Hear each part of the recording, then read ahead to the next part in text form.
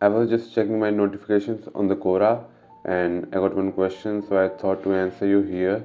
And the question was like, what is more tough, the first prof in MBBS or the second prof? Question ये है कि क्या second year MBBS का first year से ज़्यादा tough होता है या फर्स्ट ईयर टफ है या फिर दोनों ही सिमिलर हैं। पहले ये जानना होगा कि फर्स्ट ईयर में क्या परेशानी आती है। जब एक फ्रेशमैन फर्स्ट ईयर में MBBS में एडमिशन लेता है तो उसके लिए सारी चीज़ें लगभग नई होती हैं। या तो स्कूल से डायरेक्ट एडमिशन होता है या फिर ड्रॉप होता है। कईयों के केसेस में ये ड्रॉप हो सकता है, कईयों के केसेस में डायरेक्ट एडमिशन भी हो सकता है विदाउट एनी ड्रॉप। लेकिन इससे कुछ फ़र्क नहीं पड़ता। और वो क्यों? वो इसलिए फर्स्ट ईयर में हमारे 3 सब्जेक्ट होते हैं, जैसे पहले बताया था पहली वीडियोस में, physio, anatomy and biochemistry. Physio and biochemistry फिर भी ठीक है, related to some chemistry and biology which we read in schools, but the anatomy is totally vast. Anatomy में हर पेज पे ऐसे हंड्रेड्स ऑफ वर्ड्स हैं, ऐसी हंड्रेड्स ऑफ टर्मिनोलॉजीज हैं जिनके बारे में कभी सुना तो क्या सोचा तक नहीं था, पता भी नहीं था कि ऐसे वर्ड्स हो भी सकते हैं।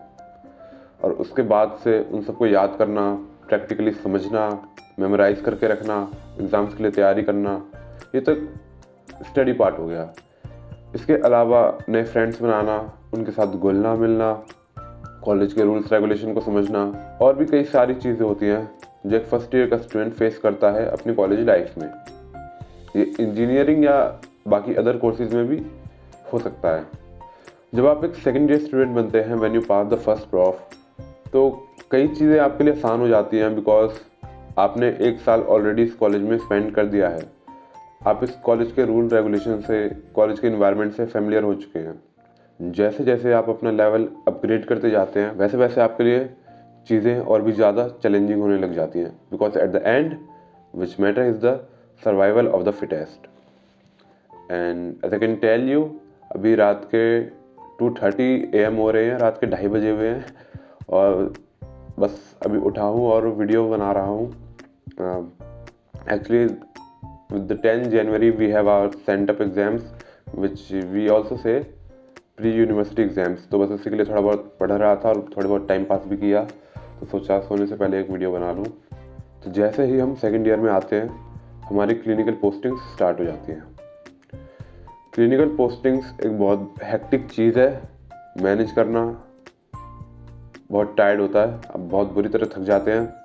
पेशेंट्स के साथ डील करना, उनकी बातों को सुनना, समझना, हॉस्पिटल के इन्वायरमेंट में रहना, या यूँ भी कह सकते हैं कि सेकेंड ईयर से you start feeling that you are a doctor which first year freshman couldn't feel. Second years में आते ही आप देखेंगे जो टीचर्स हैं वो और भी ज़्यादा थोड़े स्ट्रिक्ट हो चुके हैं।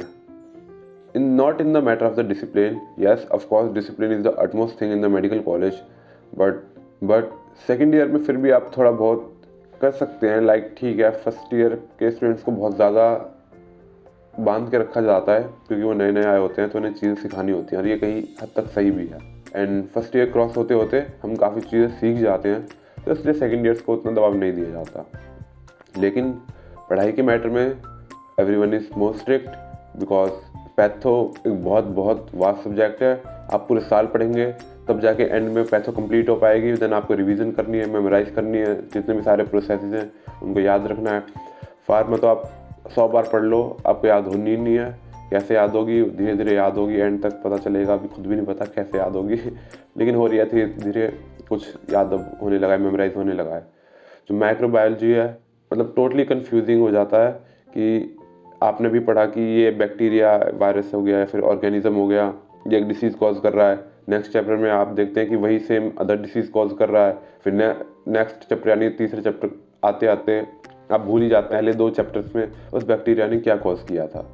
तो ये बहुत कन्फ्यूजिंग हो जाता है, और कहीं ना कहीं जैसे जैसे चीज़ें कन्फ्यूजिंग होती जाती हैं वो थोड़ी टफ भी होती जाती हैं और स्ट्रेस थोड़ा बढ़ता जाता है। तो अगर मैं अपने पर्सनल एक्सपीरियंस से कहूँ तो फर्स्ट ईयर टफ है। फर्स्ट ईयर टफ इस मामले में है क्योंकि चीज़ें नहीं होती हैं और समझ नहीं आती कि कैसे मैनेज करनी है।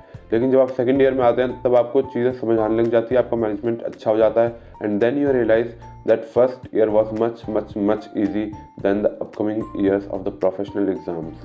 थर्ड ईयर के स्टूडेंट्स को सेकेंड ईयर ईजी लगता है, फोर्थ ईयर को थर्ड ईयर ईजी लगता है, सेकंड ईयर को फर्स्ट ईयर ईजी लगता है। जैसे फर्स्ट ईयर को अपनी स्कूल लाइफ के 12th के बोर्ड एग्जाम्स ईजी लगते हैं, and when we are in 12th we feel like 11th was easy और 10th वाज ईजी। तो आप जैसे जैसे नेक्स्ट लेवल पे जाते रहेंगे आपको पिछला लेवल ऑटोमेटिकली ईजी लगने लगता है, because you have already crossed it and you know how to successfully complete that level. तो अपने अपने लेवल पे चीज़ें सबको टफ लगती हैं, आपको भी फर्स्ट ईयर टफ लग रहा होगा लेकिन इतना टफ है नहीं, और जब आप सेकंड ईयर में आएंगे तो आपको सेकंड ईयर भी बहुत टफ लगेगा, but as soon you pass the professional exams, you are promoted in the third year, you realize that second year was much easy than the third year.